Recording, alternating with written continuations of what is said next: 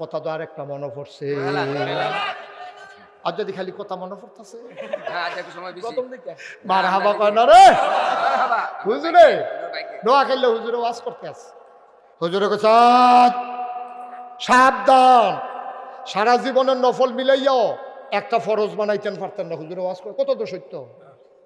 হুজুরে কইছে পরে একটা কয় নফল কি ফাও গেল রে, হেতে খেরিয়া কই হুজুর প্রশ্ন আছে। হুজুর বসেন কেন হুজুর, প্রশ্নটা কইরা বইয়ালাই। হয়তো বলেন কি প্রশ্ন? হুজুর প্রশ্ন তো কিচ্ছু না, আপনি যেমনি নফল রে কইলেন কোনো কামও লাগতো না, তো যায় ফরসি টরসি কম দেওয়ার ফরসি না।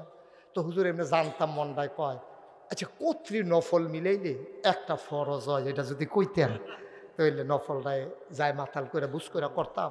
কয়টা নফল মিলাইলে একটা ফরজ হয়, এটা যদি কইতেন। হুজুরে মনে মনে কয় জীবনে অনেক জায়গাতে অনেক প্রশ্ন হচ্ছে, এই প্রশ্ন তো কেউ করছেন, এতেন যদি আমরা মাইনখা সিফা থালাই দিছি। হুজুরে ধুম ধরে বইয়া চিন্তা করতে কি তা কইতাম। এর ভিতরে দিয়ে জিজ্ঞেসে কি তা না কইলেন? কয় না হুজুর জিজ্ঞেসলাম আর কি কয়টা নফল মিলাইলে একটা ফরজ হয়। হুজুরে আইস দিয়া কয় যতটা সুপারি গাছ মিলাইলে একটা নারকেল গাছ হয়।